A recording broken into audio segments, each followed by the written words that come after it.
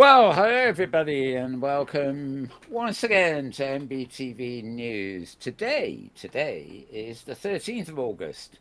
Although this is actually our first news show in August. We just missed it. We had the last of July, and then we took a week's holiday, or rather, James did. I'm still here, and I did too, obviously. So, yes, this is MBTV News. We look at happenings in virtual worlds, immersive spaces online, and a little bit about the tech that sort of surrounds it. Um, I'm going to go through quite a lot of links this week. Well, they're not that many, but because we're covering 2 weeks, of course. All the clips, the web pages I refer to are all on my feed at Twitter. Yes, Twitter? I'm still there, sort of. Or, well, I say everybody know what I mean. If you go to twitter.com or x dot blah blah whatever you have to do these days /Mal Burns, you will get all my stuff. Now, it might actually be easier to cool. I don't think I've got the link handy. Basically, I now publish everything to the Fediverse, i.e. Mastodon and Vivaldi and various other clients, and they're getting referred to Twitter. I'm no longer really monitoring Twitter at all. Just see a few important incomings when they come, and the robots pasted out for me. So there we go. Yay, robots. Um, the only way round Hmm.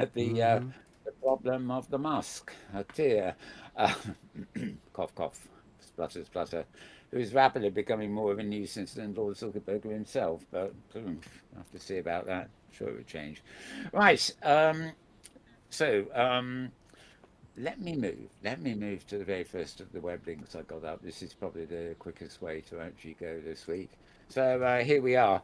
Um, this post that I'm showing on screen right now is at a site called the Metaculture Co.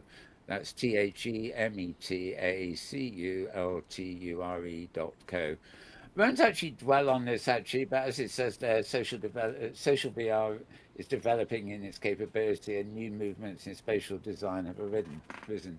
So it's actually a sort of portfolio of Sam and Camille, who are world builders, and it's not actually totally clear where they built all these worlds. It can be confusing these days.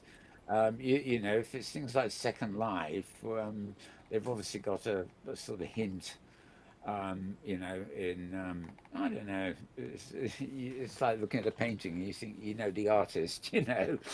look at the snapshots and you kind of know Second Life, but not always. It's getting odd. These guys, anyway, they run a Patreon that users can donate to, and I just thought it's a rather good article.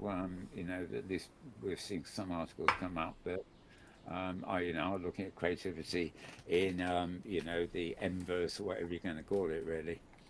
A lot of people are saying that it's probably going to come back to well, spatial computing seems to be the in word at the moment, which is rather it has the advantage of not being nickable per se. So, Mel, I But just had an idea. yeah, If since Twitter has become X, I wonder if Meta World News could become M, and then then you could create the M verse.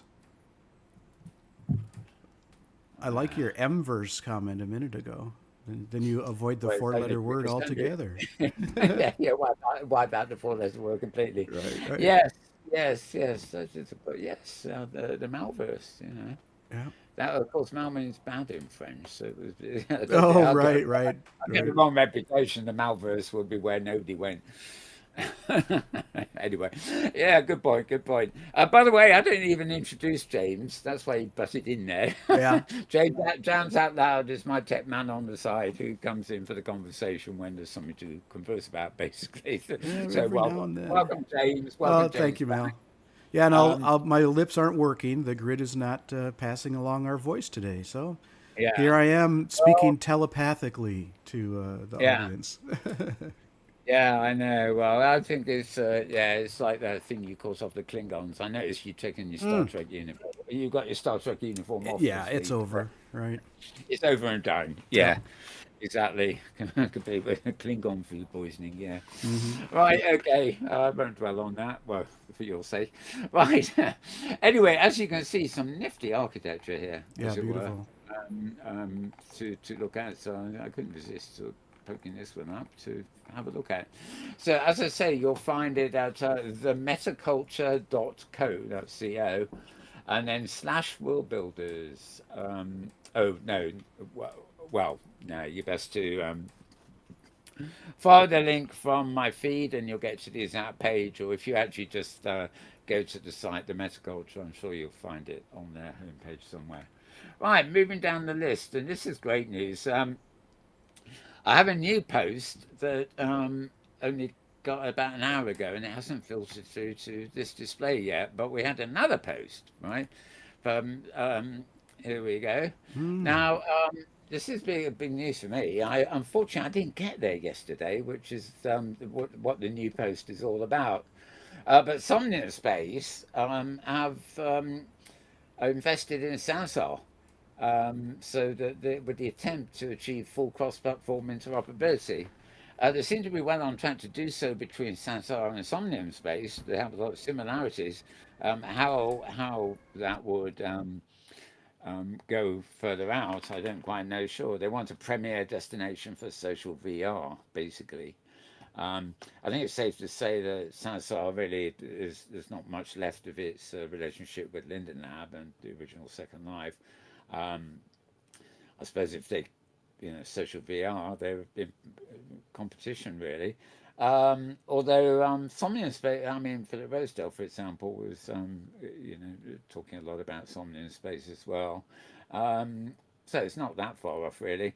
But the partnership marks a significant step towards achieving cross-platform interoperability, a pioneering move in the metaverse industry. And Arthur Psychoff, or how you pronounce it, um, joined the board of Sansar. He actually posted about an hour ago with a sort of review of what had happened there.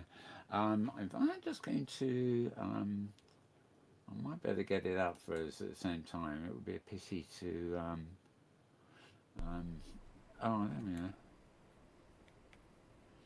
Yes, I think I can get it up.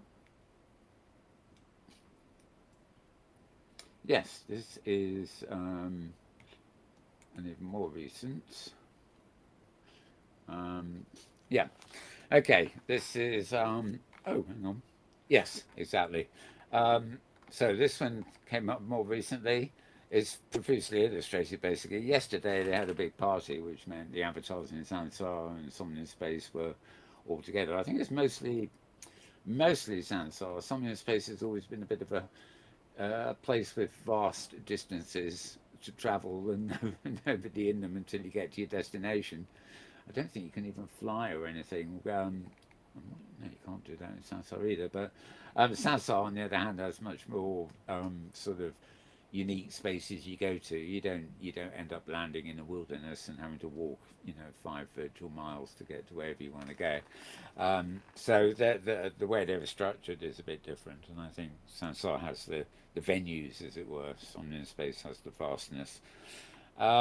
Anyway, they're unveiling the partnership, and let me just see. Oh, hang on. Sorry, I'm just going to add. Oh God, I need to add this to bookmark to the reading list. Yeah, there we are.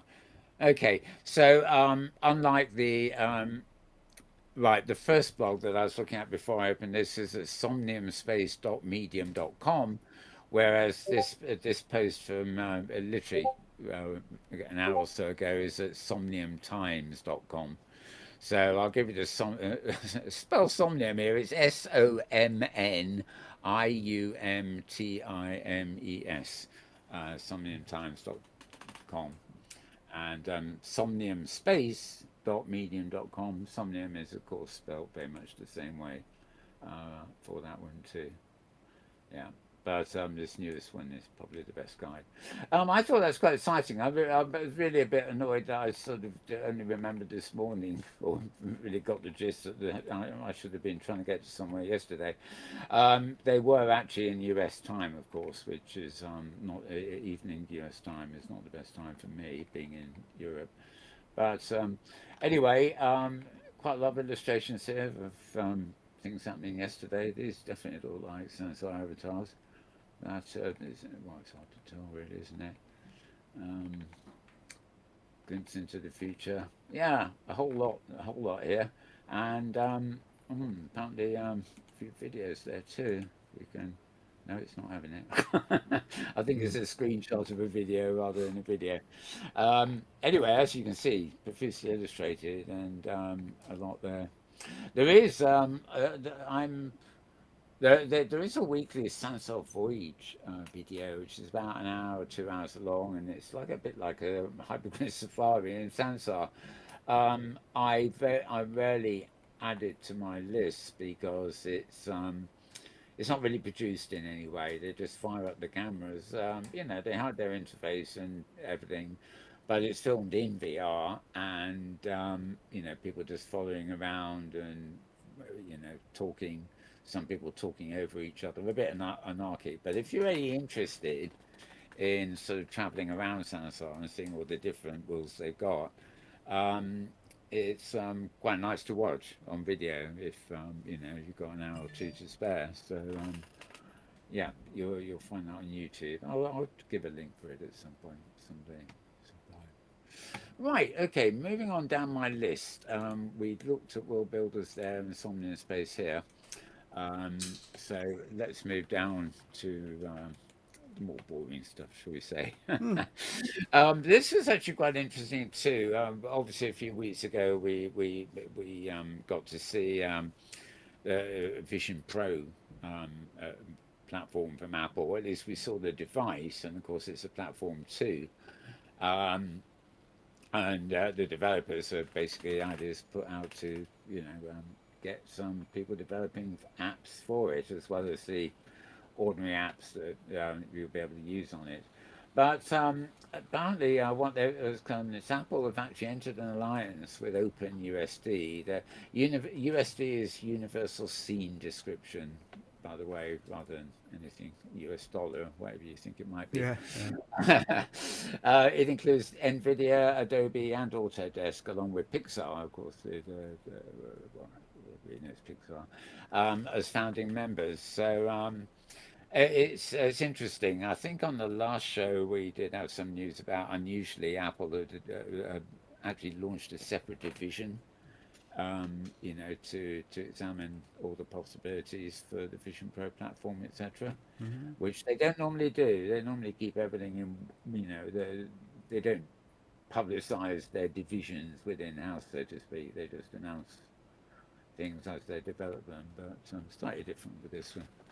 Anyway, so that is good news, and this piece of information comes from TheVerge.com, TheVerge.com.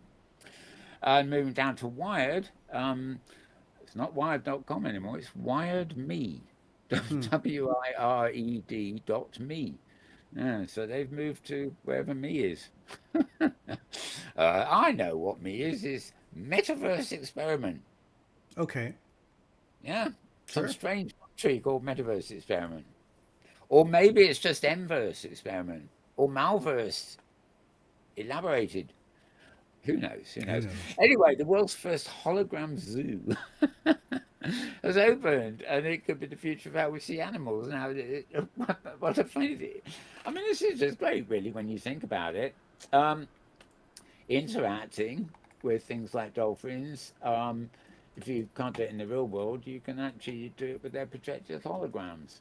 I'm not quite sure whether it works backward. I don't know whether the dolphin can actually feel you touching it, but I guess you, well, you see what the idea is.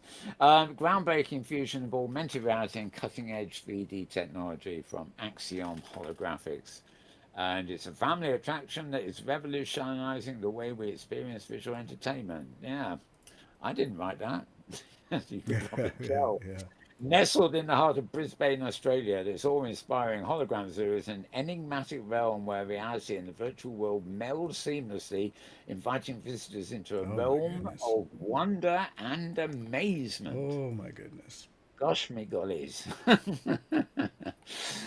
Yeah, okay. The fact that it is all we really need to know. But yeah, this sounds like fun. And you can find out more about this at wired.me, wired.me.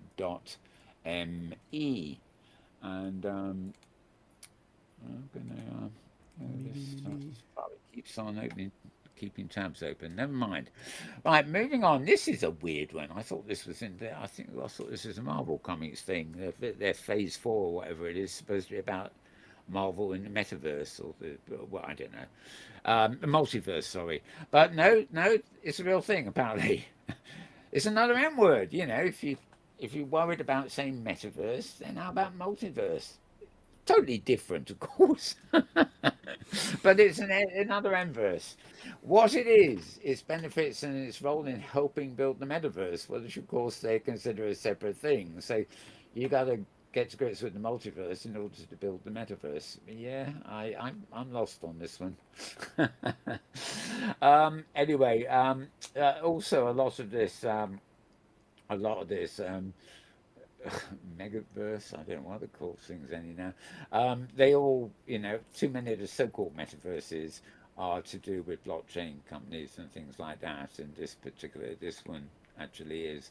But they do an extensive interview trying to explain what it is here. They say the metaverse is one shared virtual universe, which arguably will be the case if it ever happens, if people are willing to share. But then it says multiverse. Well, the multiverse houses multiple virtual universes, Hey. but which means multiple metaverses. And I mean, just read that definition, then that one, right? So Mm. a multiverse is lots of metaverses, but since a metaverse is Mm. a one shared experience, how do you get multiples unless they're disconnected? And then they go to say the metaverse is interconnected, whilst their metaverse contains separate, disparate ecosystems. Well, they got the metaverse is not interconnected. It should be, but it isn't. And so where this puts their multiverse, I really don't know. And then, of course, we come into ownership of digital assets and investments and in separate ecosystems, etc., etc. So I think that, you know, if you're into blockchain and all the financial side of this or security side of it, maybe this is of interest. You'll find the post here at AR Post, AR, which is augmented reality, of course, ARPOST.co, another co, as opposed to a com. Moving on to Engadget.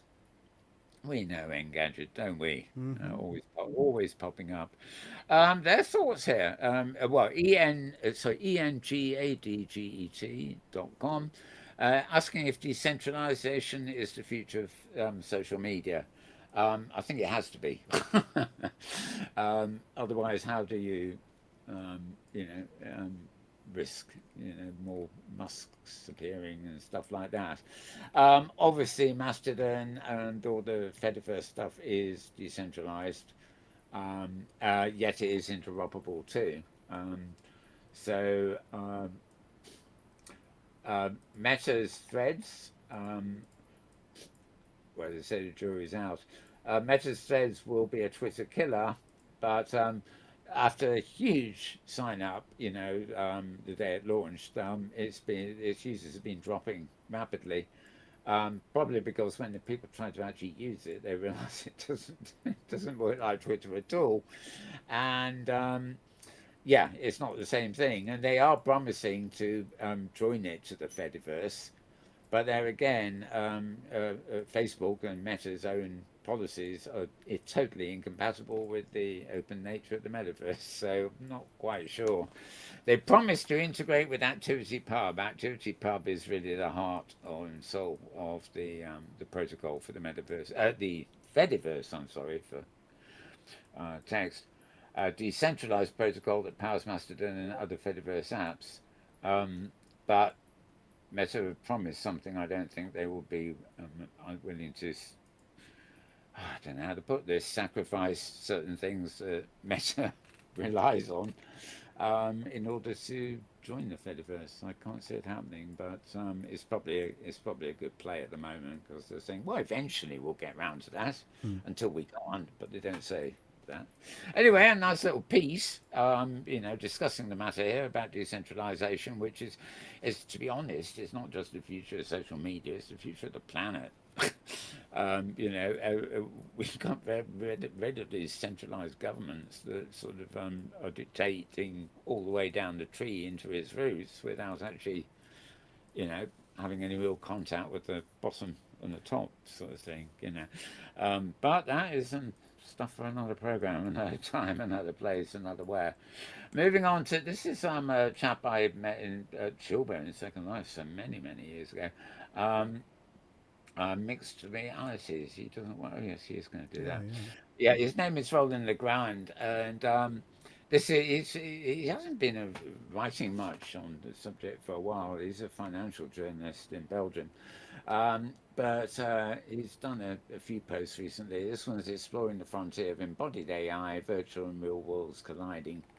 And it's quite a short piece. If I'm yes, of course, it's little. Yes, about 6 paragraphs, but he's always interesting to listen to. Where exactly he got that from? Well, Midjourney, a highly intelligent robot imagined by Midjourney. So how do we know it's intelligent? I don't quite get that one. I don't quite get that one at all. Maybe Philip Rosedale can tell me. He's involved with Midjourney, apparently. He had to have his hand in something like that, didn't he? Right. Okay, so you find that at mixedrealities.com, all one word there. Back to Engadget again. This is the Jump Mod haptic backpack that makes virtual leaps more realistic. Yeah, it's another haptic device. It's a backpack that you put on your back, and then when you jump with it, it apparently makes the jumping a bit more like a moon jump or something. Not quite sure. Not quite sure. I mean, I'm still unwilling to put a headset on. The last thing you want is a backpack and everything else too. Um, it likens the effect of bungee cords pulling you from the ceiling, etc., etc., etc., which you can't have in your living room or so. So this prototype effectively fools the user's sense of proprioception. Yeah, there you go. There's a new word. Well, let's have a proprioception verse, shall we? Where you will be making jumping in VR feel much more lifelike with a device the size of a, well, backpack. Yes. I'll leave it to your imagination there. Do you want to watch it?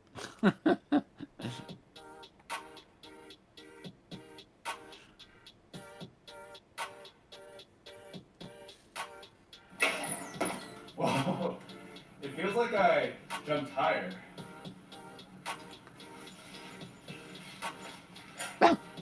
Now it takes it off. Oh.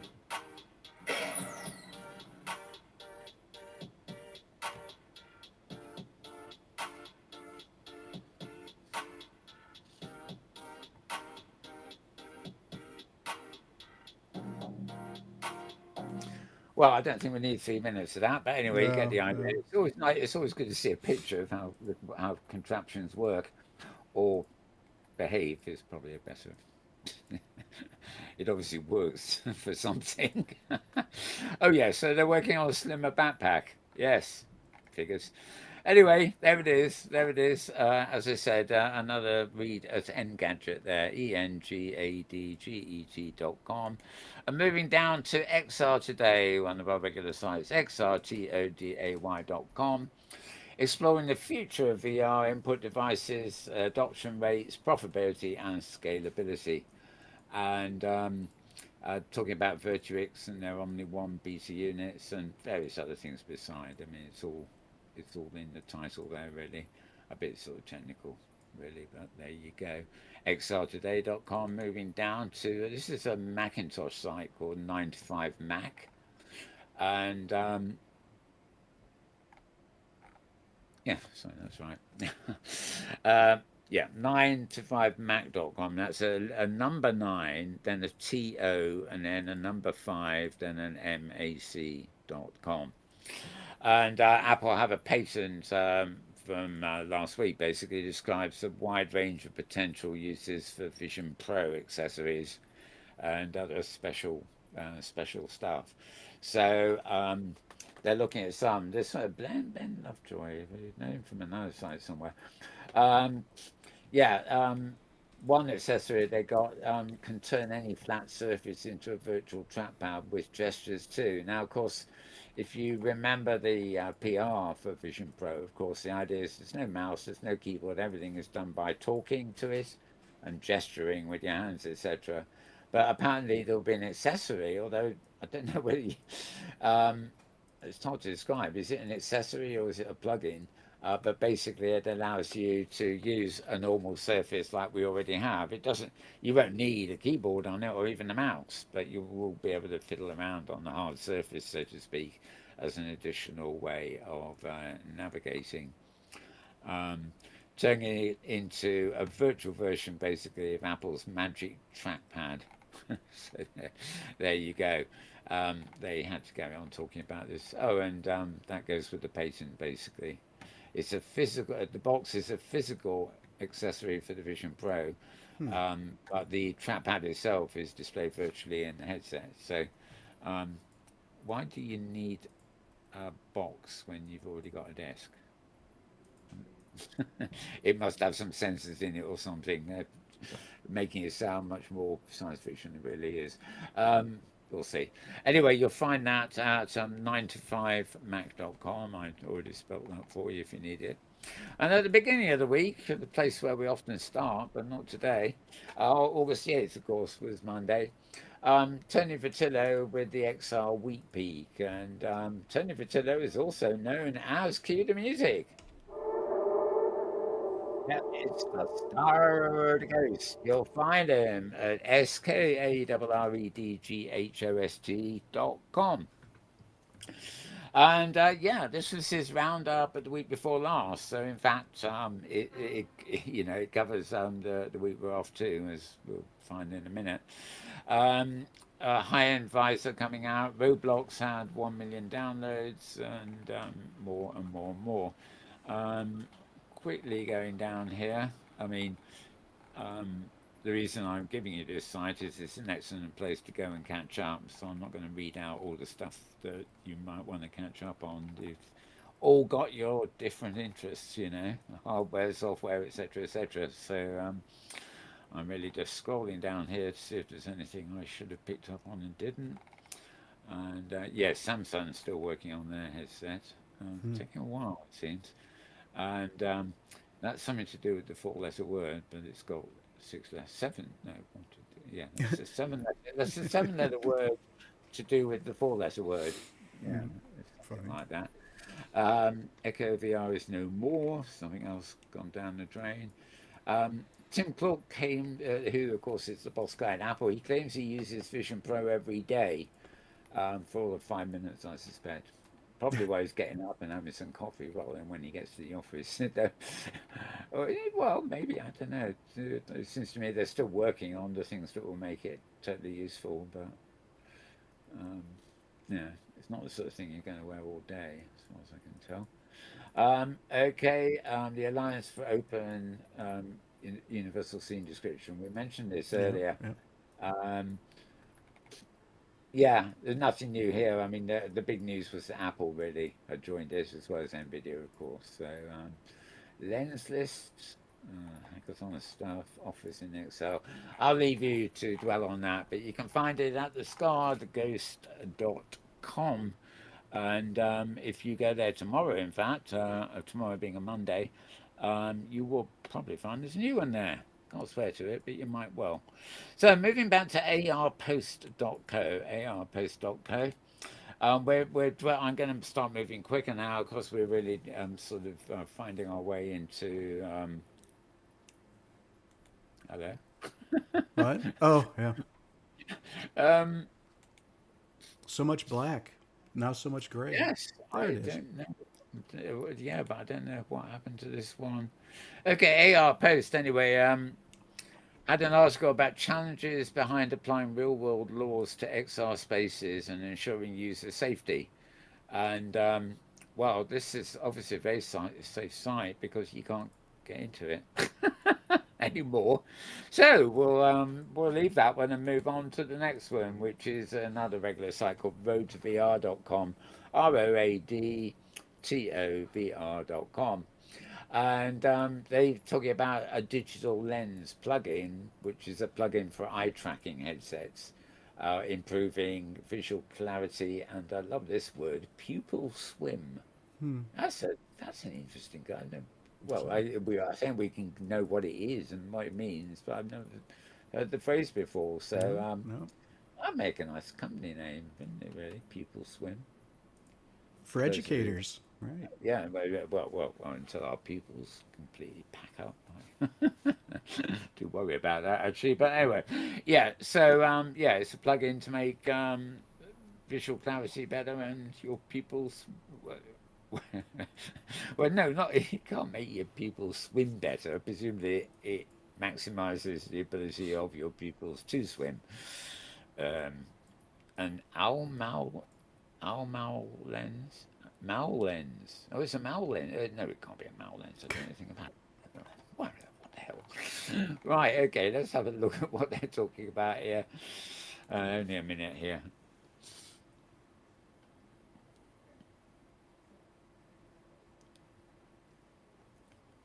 It appears to be completely silent, so I thought there was sound on this, but we can sort of. She looks like she's talking to her watch in the inset. Don't quite know what. Okay.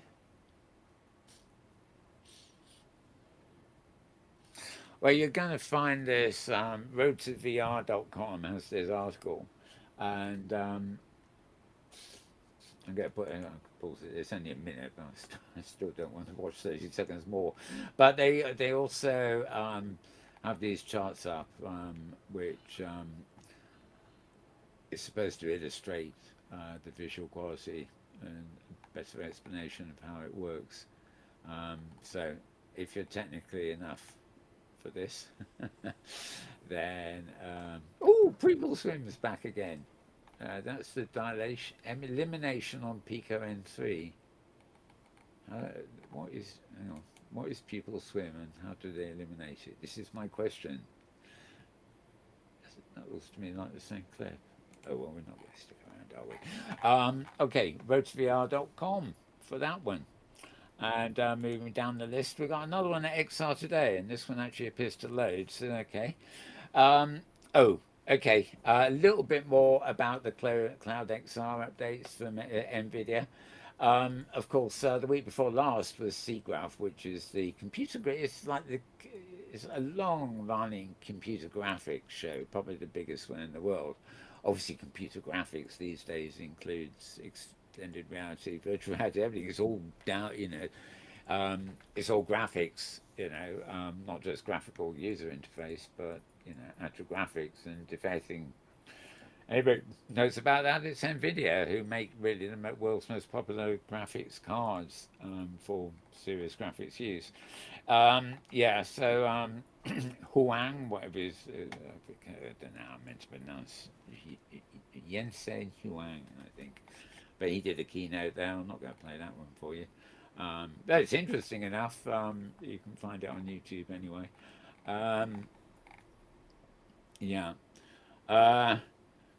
This does tie in, right, with, of course, he also mentioned there their open USD experience with the Omniverse Cloud, etc., which, of course, ties in with the announcement that Apple and so many other people are actually going to join the open. The Open Cloud XR. What was it called again? Open? No, it's Open. Well, I'm not going to back on it. A lot of opens, basically. But open organization for collaboration and stuff, basically. And NVIDIA are involved in quite a lot of the open source type stuff.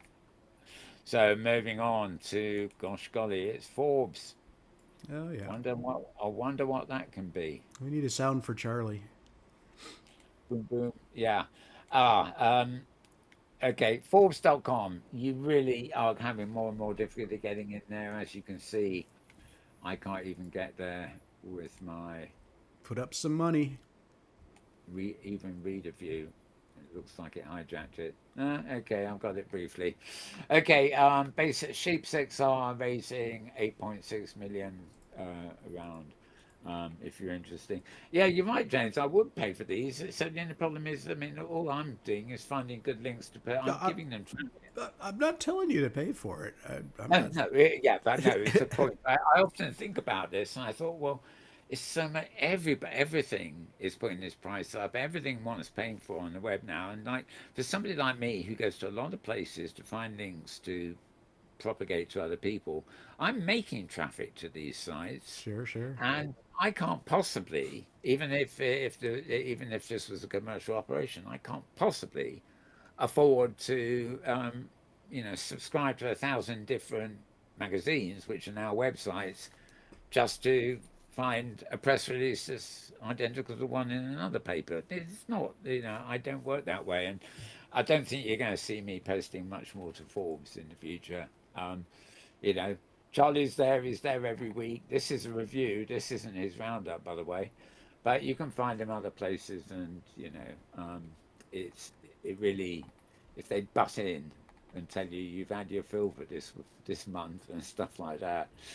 Anyway, as I say, this is at Forbes.com. Wish you luck. It's in a section called Sites, and there's a site called Charlie Fink, and etc. And lots of backslashes and drill your way down.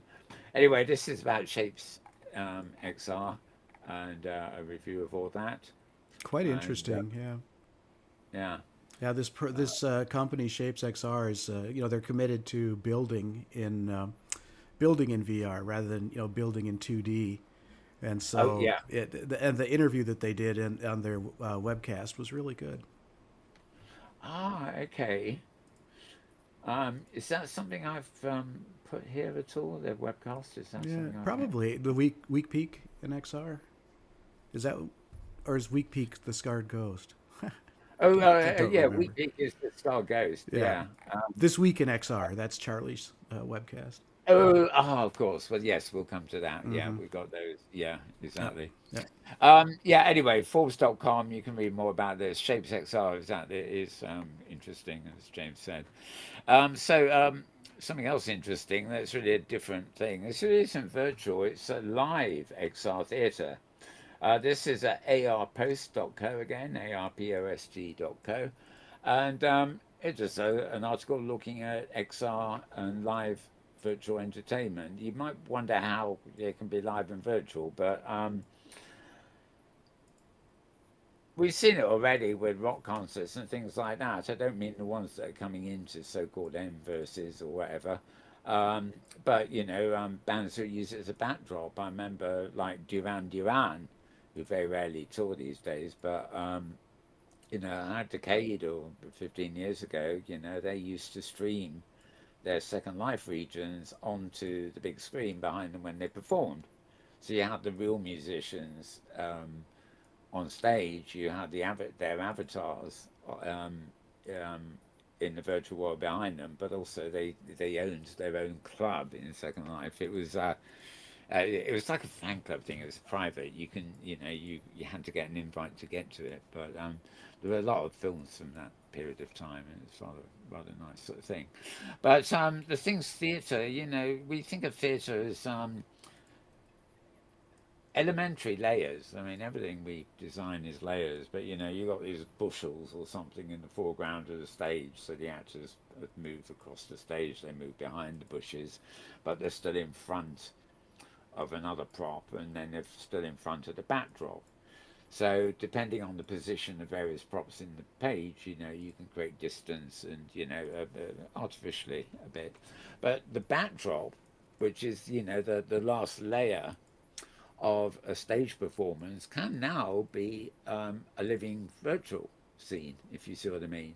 So the the final backdrop will no longer be static. It can have things going on in it, and the real actors on the stage can interact with those things.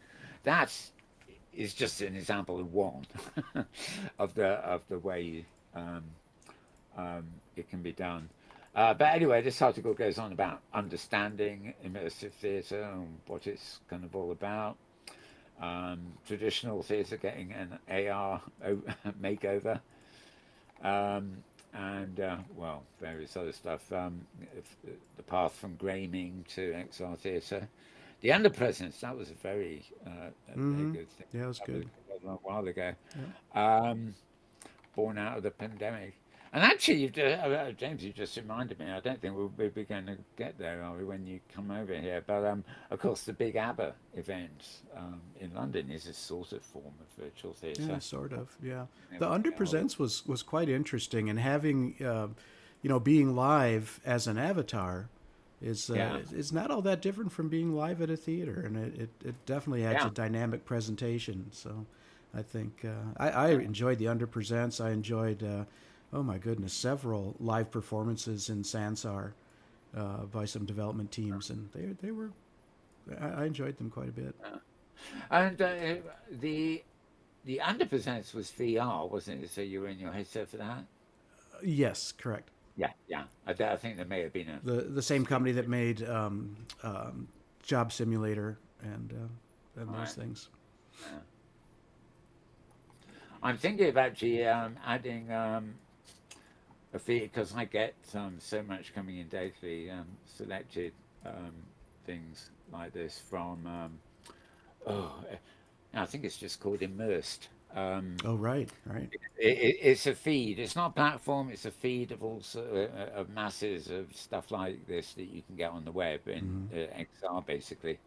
And there's no big worlds connected to each other. These are individual sites, and most of the posts, give you your ticket price and everything else. So it's very commercial, but it makes you realize how many of these, how many theaters and art installations and things that have latched on to XI in one way or another. Anyway, as you can see, I'm scrolling down that thing endlessly. We'll be here all night if I do that. It's an exploration of the world of live XR. It is an exploration. You can tell by the fact that I didn't get to the bottom of it. One way of looking at it. Okay, this week in XR, this is actually Charlie Fink's actual roundup. And again, it's at Forbes. And again, it's... it didn't give me an alert. All right. It didn't give me an alert, but anyway, this is his weekly roundup of sort of anything and everything, a bit like the Wheat Peak from Scarred Ghost and stuff like that. The one item in the title there about Leia 3D is really interesting, and there you've got a picture of it, and the 3D. Oh, you see what I'm doing here? I'm so taken by. You like that one? You're going to keep that. I'm taking a snapshot. I am. Yes. That's a keeper. But that's the 3D tablet, the no glasses needed 3D tablet, and it's it looks really interesting. And it's my 3D television is definitely getting on in age, and they aren't making new versions of that. So I might take a closer look at the tablet. Does the 3D television really work? Yeah. I mean, so you don't need the glasses. No glasses. It works well. Yeah. Interesting. Yep. That's one thing I know. I've had the glasses type versions and stuff. All right. According to reviews, it works well. I've not had one in hand, but the reviewers seem enthusiastic. Charlie liked it a lot. I noticed my Blu-ray players and things like that, Super Blu-ray, and it says you can put a switch on for 3D and things like that, but it doesn't really work unless you've got the right TV. I guess. I remember the wife of a friend of mine, many moons ago. When I describe it, you know why. She was an absolute science fiction fan, Star Wars fan. Yeah. Okay. And I had a complete collection. This is on videotape at the time, of all the Star Wars things. So I was visiting them, and I took the all 9 movies, down there to, do a marathon watch, because he'd been going on, in fact, about is stereo surround sound.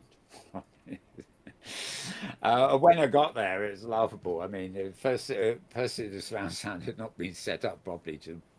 Well, the back speakers won the back of the ceiling, which can work for some people, but the front, with the center channel as opposed to left and right, hadn't really been sorted very well.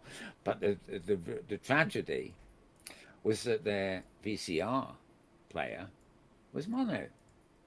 So I took these stereo tapes down, so they could enjoy them in their surround sound thing, but they hadn't occurred to change their VCR. You can't play a mono, a signal from a mono VCR into a stereo surround sound TV and get what surround sound.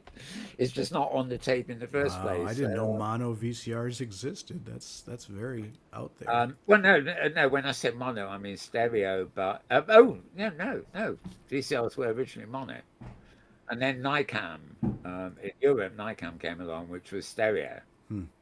And so long as you had that, you could play back your video, on a stereo TV, so a surround sound system. But yeah, no, I have still got loads of very old VCR tapes that are actually mono, and I used to play. Well, I'm getting off track here. I used to play them through um, sound processing to make artificial stereo Sure. and stuff while I Right. was watching them, and then I'd re-record them with that artificial stereo. But of course, I doubt if any of them will work anymore. The magnetic tape wears out after a few decades. I still got them on the shelf, but anyway, yeah, that looks good. I mean, I can tell you that I just needed to grab that picture when I saw Well, it. that's an So illustration. It's a nice yeah, picture. It's not what the display shows. yeah. Well, of course, it's but it's You, yeah. it's the contrast really between the flowers and the deck of the spaceman and holding a flag. It's as a composition, actually, it looks worthy of mid-journey, doesn't it? Hmm. As a Definitely. composition in its own right is interesting, over and above the angle effect, to fool us that it's a 3D thing. It's Hmm. just good. Good anyway. Yep. So I forget where. Oh yeah, this is Charlie at Forbes. So yeah, he's got his roundup for the week here. Um, Asian woman told their VR headsets will suffer from motion sickness. What was it? Well, um, it's funny we get these sort of things that comes out of Asia, but you don't hear it from anywhere else. I just find it. I mean, it could be possible. Could be a possible sort of trait. It's like black women, are actually known to. I don't know what they're like with motion sicknesses, but there are some traits that they suffer for more than white women, for example. But Asian women, I do. If it's China or Japan, it's probably they just never get out of the headset. That's the real problem. Anyway. Let's say so about that. James is silent on that topic. Yeah, well, it is here in the Model Y. Right, okay, Forbes.com for that one. I'm going to roll down the list here. Voicesvr.com. Right, I'm at the bottom of the list. That's all my links for all of 2 weeks. August the 3rd, yeah, that's only one new edition of Voices of VR. And Curtis Hickman on his book Hyper Reality. He is CEO of the Void and the Art of Designing Impossible Experiences. Yeah, I love that. So that's an interview on that one. Okay, so moving to recommended videos and things. So I have a secondary Mastodon feed that also goes to my Twitter account, so don't worry as yet. Twitter is still there. And Is that the this Vivaldi? one, The Vivaldi link? no, the Vivaldi one Oh, okay. is different. It's well, there it is, but it just looks like that. Uh, it's at Vivaldi. Sorry, at Mal Burns at Vivaldi.net, I think. No, this is the one we normally use. Mal Burns main Metal World, Okay. and most recent first year. This is F Reality. Quite literally yesterday. their latest thing, looking at looking at a lot of technology, but also looking at games and things. They they're not so much immersive world people, but they are, I never quite work out what the F in reality is. It's not like mixed reality. But you probably I've know. always assumed it's the four-letter F. A? What do you mean fuck reality? Yeah. Hello and welcome to episode 231 of the F Reality Podcast. We've got a nice little spin-up of news for you today, and right for your ears. It's August already, so spray your cars, fellow Canadians. Get that Halloween outfit ordered, and get your wish lists off to old Santa Claus. Yikes. 2024, is it? They're really going ahead there, aren't they? Yeah. Like walk through the wind, and their hair is all like messed. Okay, there's a few Atom's intro, Joe's intro. Oh, but these are the intros by the various guests. VR subreddit, they're talking about discussion on that. Screen body, whatever that is. VR water slide. Woo, that sounds like fun. PSVR, that's PlayStation VR. Twitter drama. Headset market shares. Immersed visor headset. This has been getting a lot of Idea with something akin to what Quest Pro did, but do that with near to no boot up time or software, no app store. Right, this has been getting some traction. At the moment, their website is pretty simple. You go there, you plug your email into a box and submit, and they say, we'll let you know when the thing can be purchased. Right, etc., etc. So I like these videos that have chapters. I can flick through them and sort of tell you what they're talking about and whether it's worth actually watching the full thing. Anyway, moving down to yesterday. This is Charlie Fink's actual podcast, the Week in Exile podcast with Ted Schilowitz and Robbie Abovitz. Oh, This episode of our This Week in XR podcast. Not to mention the advert it begins with. Of VR. Yeah, it's a very interesting technology space, an interesting workspace, and an area for growth for sure, Charlie, as we've talked many times about industrial and productivity. Well, sadly, no flick through the chapters on this, but their guest is Inga Petra. Oh, come on, I'm not. Come on, Mel. Come on. I can't pronounce that, but it's it's the CEO of Shapes VR, which you were mentioning a short while ago, and James mentioned this and how great it is. I can't pronounce that name. Where is she? Is it a she or a he even? She. It's she. Yeah, Inga. Yep. Yeah, that I can handle. Oh, there she is. She's on. There we are. Yeah, it's just a Petri, maybe it's Polish or something. Petri Aviskaya. I picture, it's the sort of person I almost dread being able to interview because I'm joined today by, yes, well. What's your avatar name? Right. Yeah, you gotta get me out of this one quite fast. Anyway, yeah, that's fine. So a lot to listen to there. Only 45 good minutes. interview. Yeah. Good. Fine. Right. This week, the Games for Change expo's been conference really has been going on. Keynotes, panels, all sorts of things. Too many for me to post, but there are a few.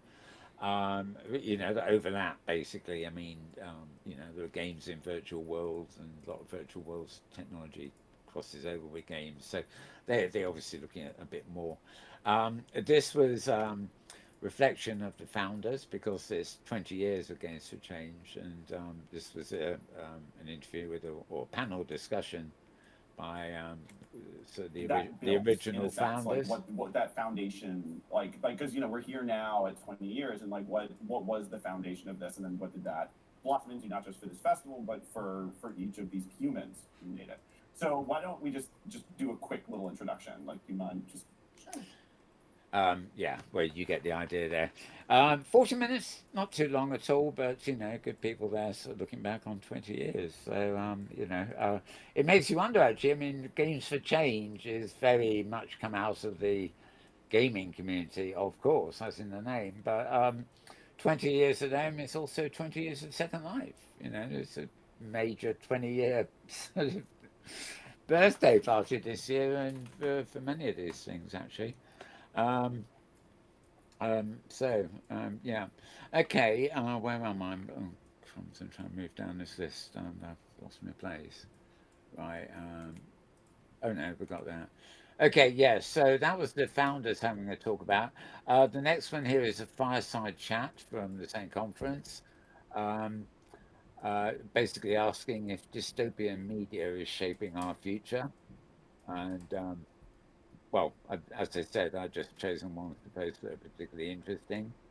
Um, this one is a TED talk, I think. Um, no, actually, no. Gaming for Good. It's just the same. Yeah. Okay, this is the same conference. Talking about gaming for good. And I'm the founder and CEO of Table. Why? On the embed. I don't know. Anyway.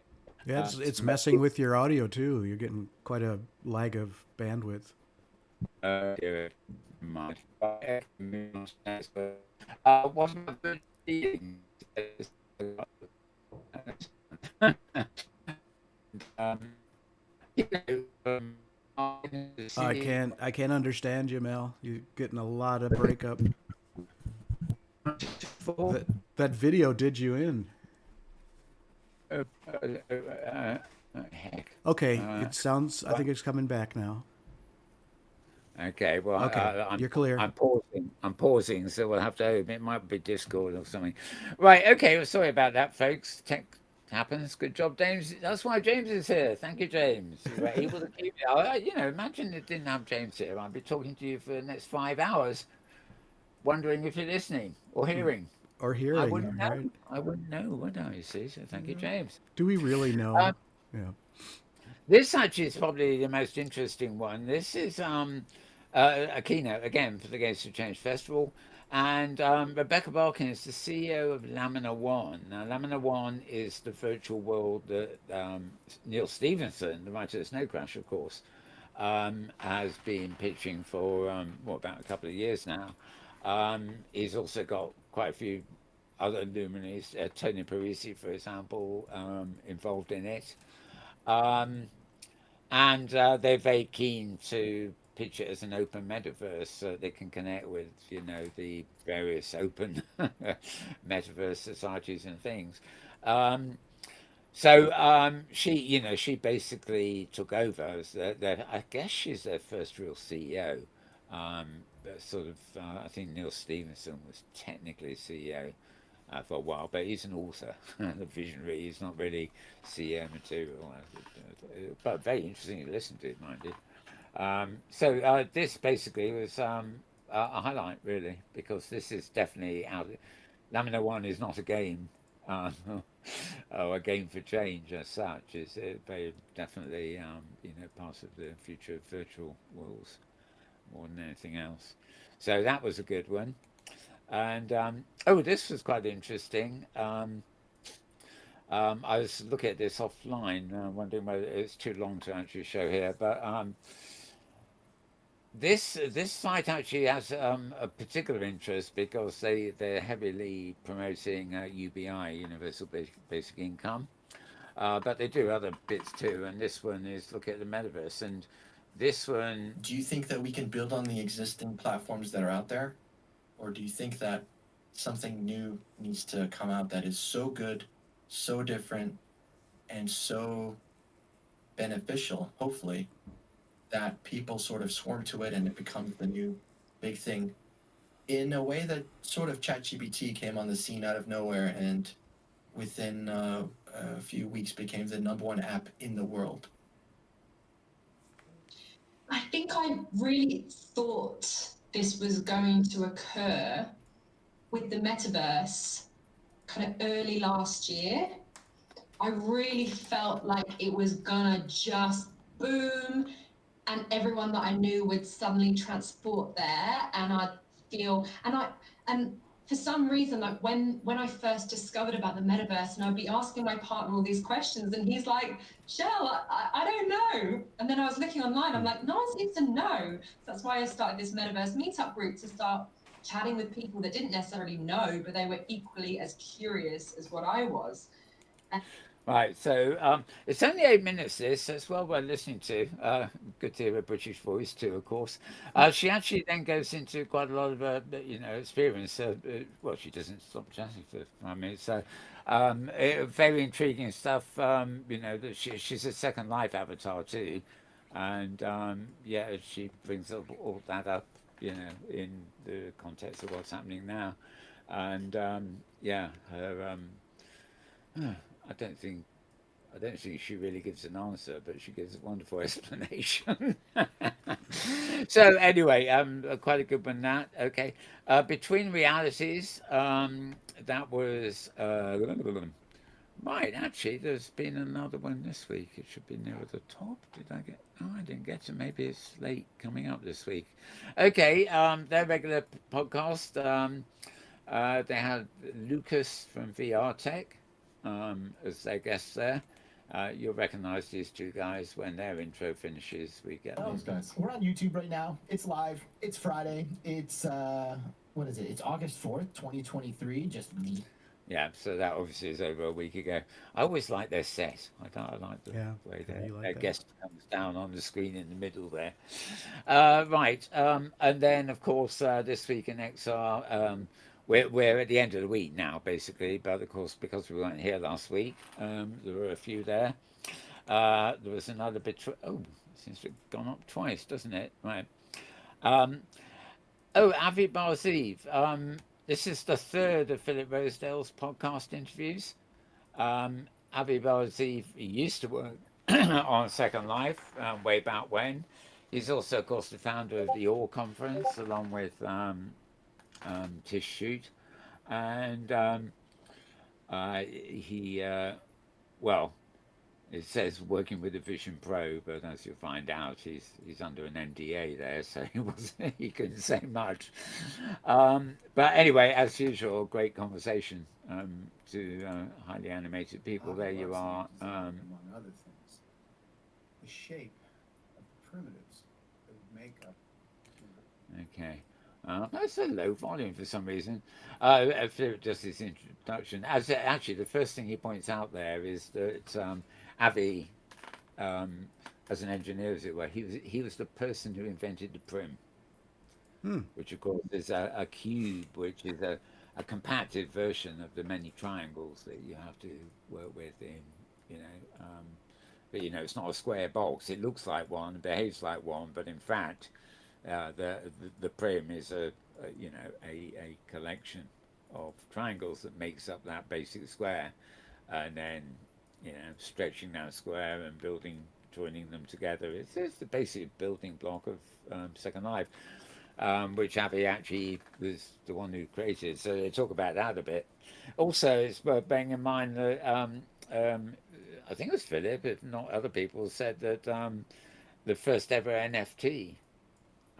Was it NFT? Yes, was Second Life's prim, because it had all the attributes of an NFT. It had a unique ID, even if it looked like the same cube as the one next to it, and it had an owner, and it had transfer permissions, and it had a price that could be dictated by the creator. You could create a simple prim, and you could put it for sale for $1,000. If you wanted to, and it would be unique to you, and etc. etc. I don't think everybody would buy it because they can make one of their own for a fraction of the price. But conceptually, it was the first NFT in many ways. So that's quite interesting. And Avi is great to listen to. I've seen him do quick keynotes and introductions at things like the All Conferences and stuff.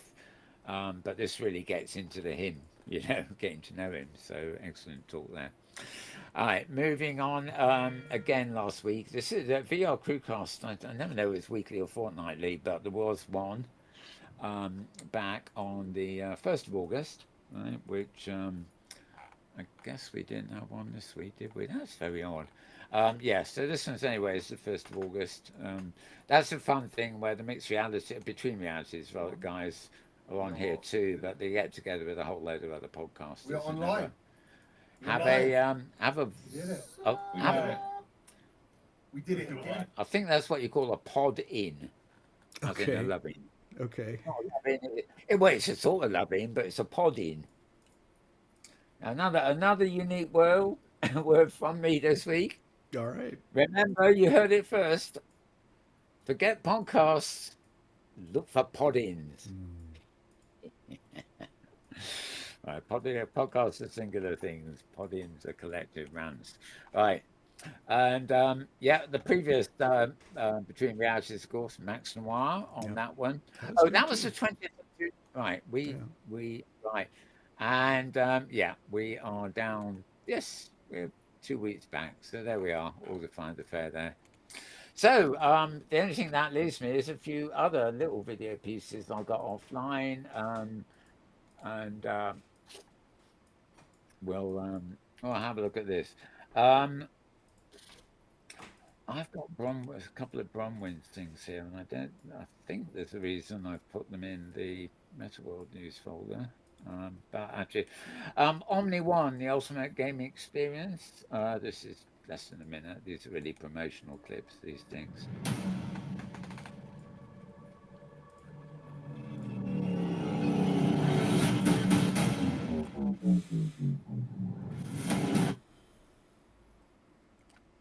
Okay.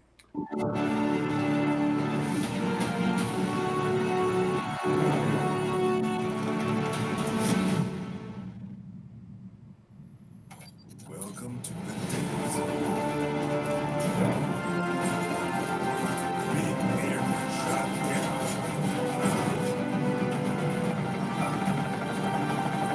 You're in first place.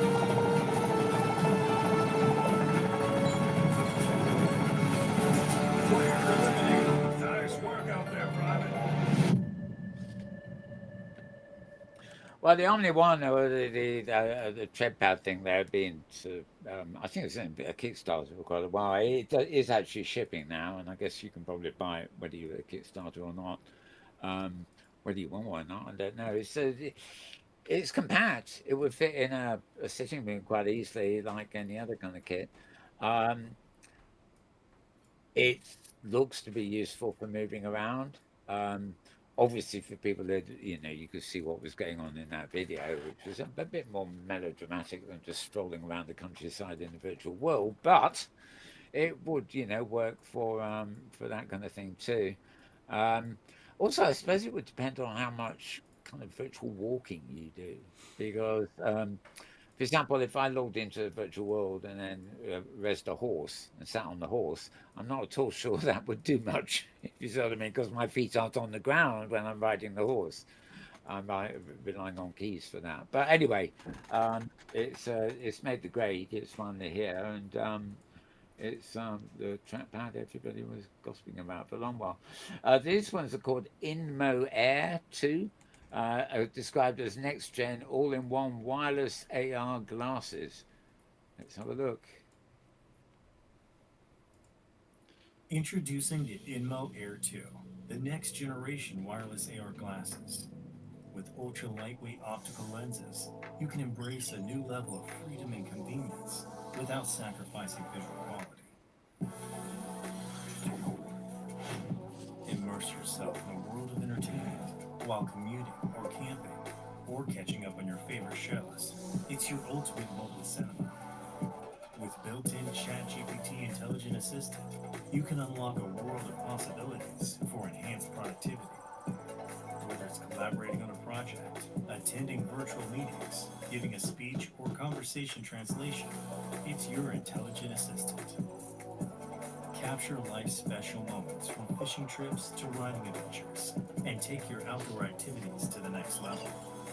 Say goodbye to the head-down culture and embrace a hands-free lifestyle. The Inmo Ring provides you with an even more seamless control experience. Oh. With up to 5.5 hours of continuous use. The Inmo Air 2, revolutionizing the world of AR glasses. Well, if you want to see something there that looks like I could wear, don't know whether that'd be any good for me. I don't know, but the form factor there is interesting to say the least. They look pretty lightweight, and from what the demo showed there, it sort of showed everything from desktop type interface to an actual virtual world. So worth the, you know, I'd like to try them on basically and see. Right, okay. What is the metaverse? This, I think, is the clip. Yeah, I've got the clip in my Mastodon feed. We don't need that. I've got it here. I want to keep it for something quotes you said. Right. Let me see. I'm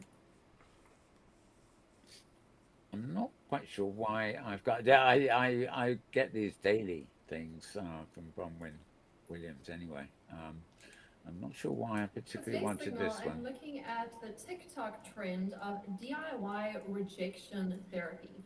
Now, this is pretty interesting to me, and hopefully will be to those of you who've been following along some of my conversations around what's happening with Generation Z in the workplace and how many young people are not able to cope very well with criticism.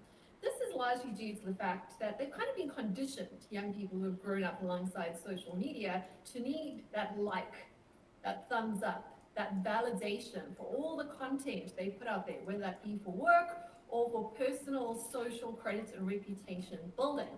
The whole desire to be liked and to have that like validated. Okay, you can pretty much gather what I downloaded that for another purpose entirely, but very interesting. It's more to do with social VR, although, sorry, social web or social networks, whatever. But when you look at virtual worlds like Second Life, even OpenSim and Roblox, and even some of the four-letter word branded ones, I mean, anything that can be a problem in the social web, social networks, can also, by extension, be a problem or characteristic of those same places in VR. The only difference is you are meeting in VR instead of a glorified chat room or a quick post to one of the platforms owned by the world's dictators. You know. Anyway, that was interesting. I got one more here. I'm going to. This is going to be the last. If I go with it at all, it's 5 minutes long. This is an artist called Christine Showmaker, and she's mostly in Second Life. I'm not sure whether Draxter's involved in this one at all or not, but I'll start it off anyway, just have a quick look. Definitely the art thing here.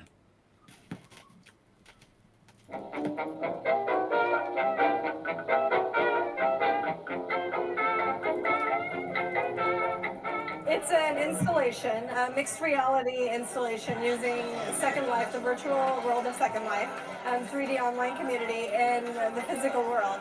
I wanted to combine the two. Where's the real life world here? We're having a great time here, but I'm not seeing any guests in the other room. Downton Abbey meets The Lost Generation. Midnight in Paris meets Second Life. Well, you know, I do get a little claustrophobic. You're sick of us already. No, I am not. You want out of this box right now. Second Life is this huge community where people from all over the world meet and exchange ideas and create art. They write and they do music. And it reminds me of Paris of the 20s. Oh, you're living in the south of France, right? Est-ce que vous parlez français, Bevance? Where in Australia are you? Sydney. Okay. Vient de Québec. Ah oui? Oui, Québec. Qu'apporte Québec? When expatriates came from the United States and met at Gertrude Stein salons, Picasso and Matisse. Oops. Okay, well, you can find that on YouTube if you want it. So just I clicked on something else and we've lost that completely for now. Right, okay. So we are at the end of the show anyway. Yeah. I think so. So, James, any thoughts on all this and 2 weeks worth of blabbering?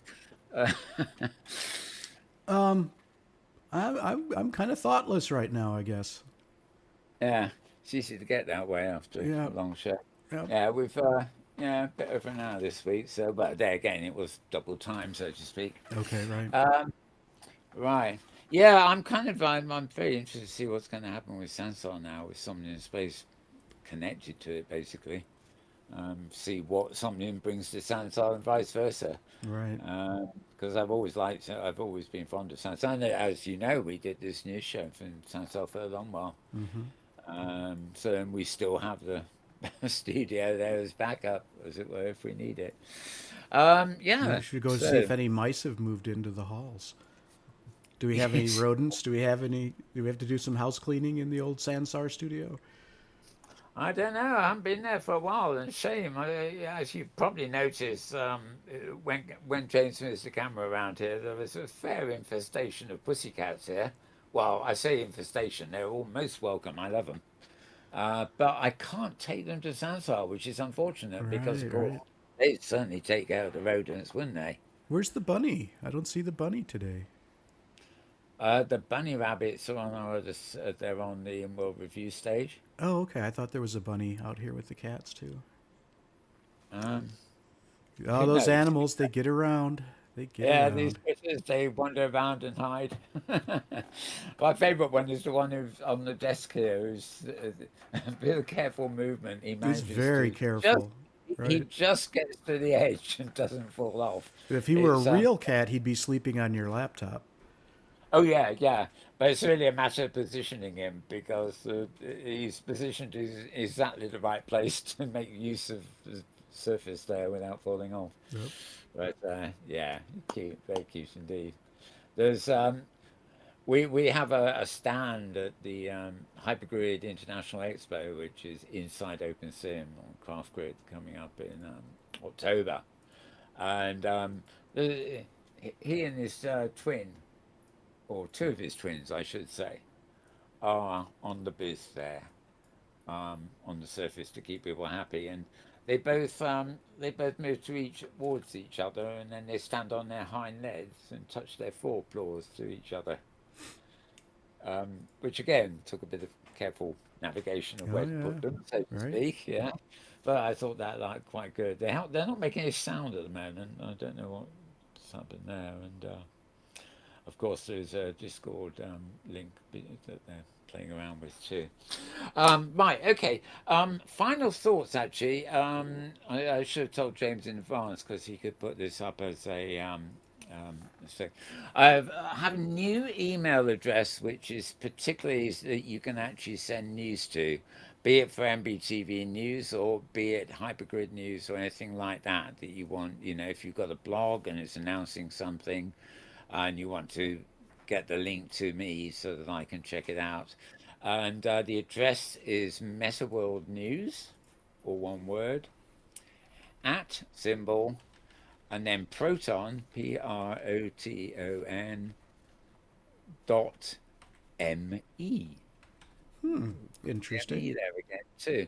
Yeah, so basically it's a drop spot for a special account, basically, where you can actually send press releases, information that has anything to do with what we might cover either on this program or on our hypergrid-based program, which is a bit more specific to do with arts and locations.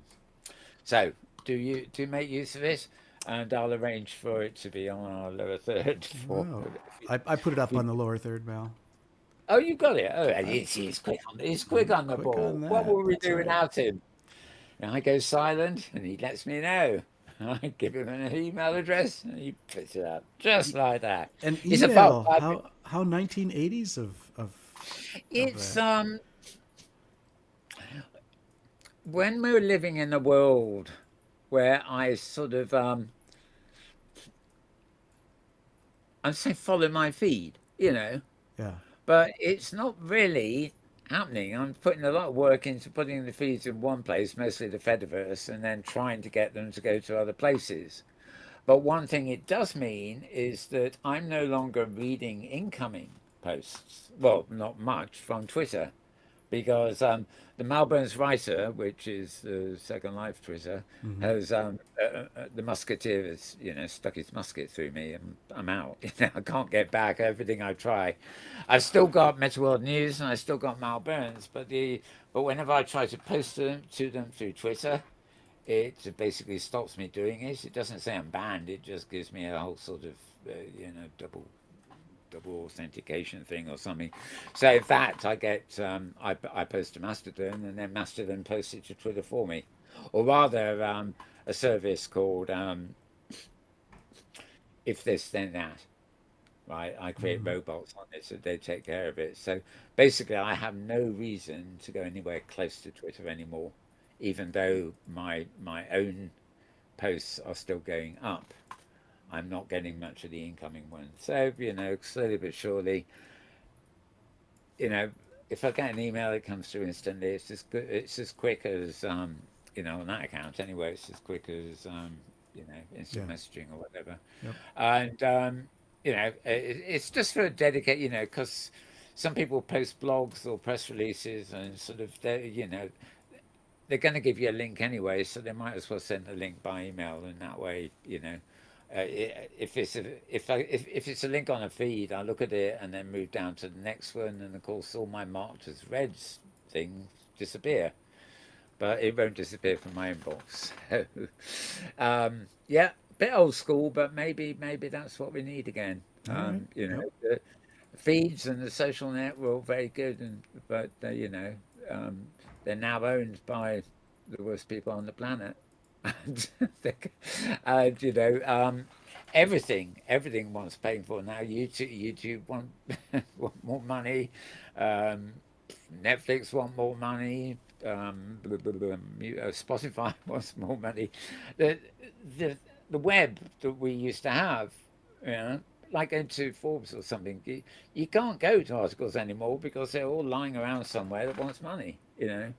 So if you put a press release on, a platform, a network that I can't get to without subscribing or agreeing to some terms of service or something like Meta do, then the only way to get it is to email me, because I might not be, I can get through to a blog if you've got a blog post, but if you've just got the whole thing posted as an attachment in Twitter, or in what do we call it, Meta Threads, or anywhere else for that matter, I won't get them. I can still get a lot of feeds for Blue Sky.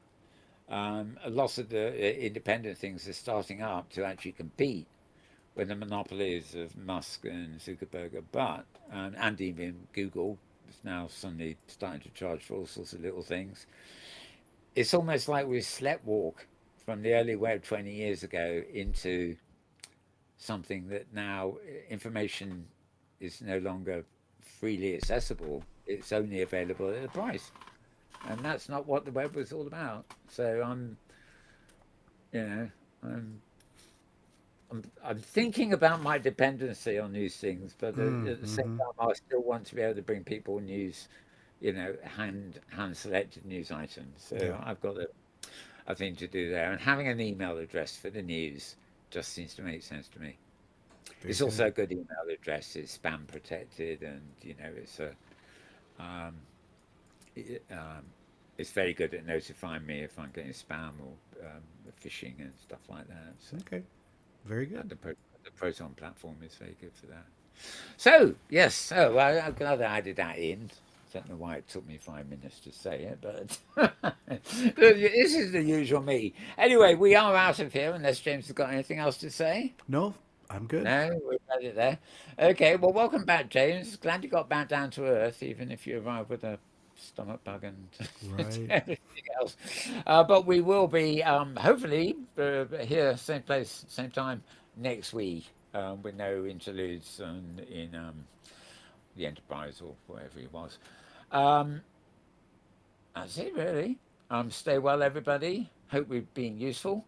And for now, from James and me, it's goodbye, and it's a wrap.